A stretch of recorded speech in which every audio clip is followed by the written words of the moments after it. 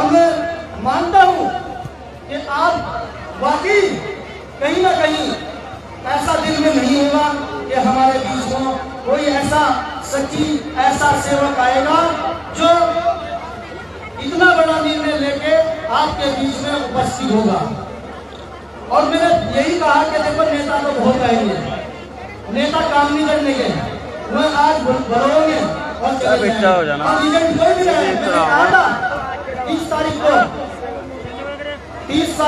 तारीख को मैंने संत गुरुदास आपका भाई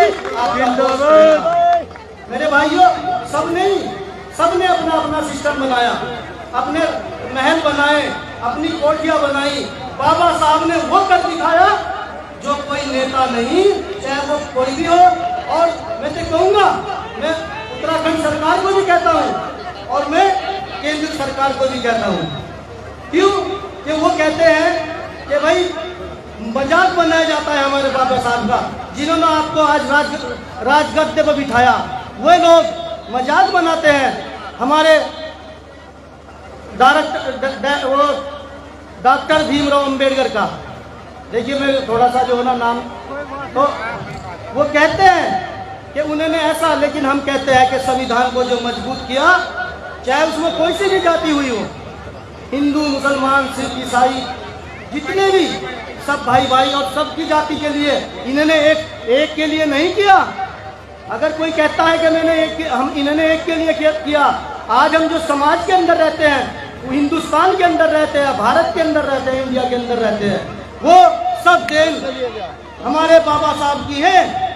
और मैं उन राजनेताओं को भी कहना चाहूँगा कि आप नेतागिरी छोड़ के एक प्यार की गंगा में आपको सबको बहा जाना चाहिए। आप प्यार में मिलजुल के, क्योंकि सब हमारे भाई अलग अलग जब होते, अगर खून का रंग अलग अलग होता, आप किसी का भी काट लो, खून का रंग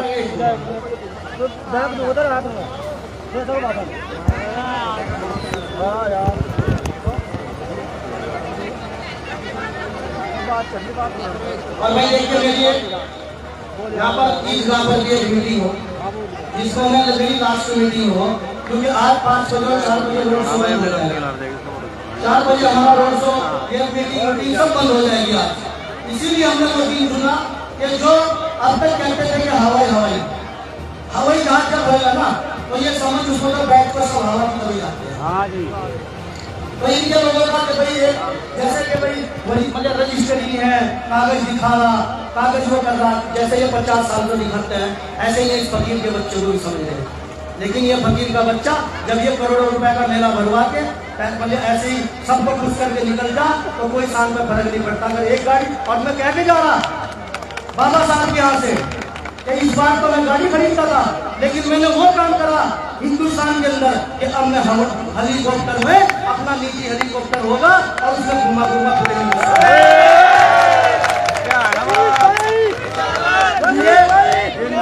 बाबा साहब का आशीर्वाद सबके ऊपर है, इनका हाथ सबके ऊपर है, क्योंकि इन्होंने संविधान बनाया। अब हमारे भी कुछ भाई लोग कह रहे होंगे कि वरिष्ठ तो एक तरफी डिसीजन ले रहा, ऐसा कुछ नहीं है भाइयों। वरिष्ठ ने डिसीजन सबके लिए लिया। वरिष्ठ ने जितने भी हमारे हिंदू समाज के आदमी भाई होंगे, उनके जो कब्रिस्तान मरघट नहीं है, वो वरिष्ठ आपको 25 तारीख के बाद उसी का शिलान्यास करेगा। मेरे भाइयों, शिलान्यास उसी का होगा। और मैं कहना चाहता हूँ अपने मुस्लिम भाइयों को भी, बहुत अच्छी बात, गौर से सुनिए, मैं अपने मुस्लिम भाइयों को भी कहना चाहता हूँ। हमारे बाबा साहब पीछे बाबा जी की खड़े, हमारे गुलाम साबिर साहब, मैं उनसे भी बहुत बहुत शुक्रिया अदा करना चाहूँगा कि कहीं ऐसा ना हो कि बड़ी साहब भीड़ में मदद हो गया और लेकिन बाबा को मेरी निगाह नहीं है। बाबा साहब पे इसीलिए मैंने मूर्ति रखवाई। और मैं कहना चाहूँगा अपने मुस्लिम समाज भाइयों को भी, आज सभी सुन रहे होंगे, और कान खोल के चौड़े करके सुन लो, क्योंकि मैं किसी के लिए कोई भी यहाँ पर गलत तरीके से नहीं आया। मैं यहाँ पर वह काम करने आया जो काम यहाँ पर सैकड़ों सालों से रुके हुए थे, जिनके चंदे इकट्ठे होते थे लेकिन काम नहीं हुआ, उन्होंने अपनी जेब भरी। और वह आज एक सेवक, समाज सेवी जो 1 रुपए का चंदा मांगता है, 1 रुपए के चंदे से उसने एक भीमराव अंबेडकर की मूर्ति रखवा दी है। मेरे भाइयों, मेरे दोस्त, मेरी माताओं, मेरी बहनों, 1 रुपए से ही अम्बेडकर साहब की मूर्ति रखी गई है यहाँ बाबा साहब की। ऐसे ही अगली ईद की नमाज जो हमारी ईदगाह की बराबर में जगह है, मैं सब भाइयों के आशीर्वाद से कहूँगा, क्योंकि जब हम कुछ करेंगे तो वे भी हमारे साथ सब खड़े हो जाएंगे। ये वरीश जी, आपने हमें बाबा साहब दिए, आपने हमें धर्मशालाएं दी, आपने हमें मरघट दिया सभी समाज को, तो यूँ बताओ कि ये लोग सुल्तानपुर के हैं या नहीं हैं? सब सुल्तानपुर के आदमी हैं। तो यही कहेंगे कि बेटा आप मत घबराना, हम जब तुमने हमारा साथ दिया है तो आप ईद की नमाज इस बार ईदगाह की बराबर में जो जगह है उसमें यही लोग खड़े होकर पढ़वाएंगे। मेरे भाइयों, यही लोग खड़े होकर पढ़वाएंगे।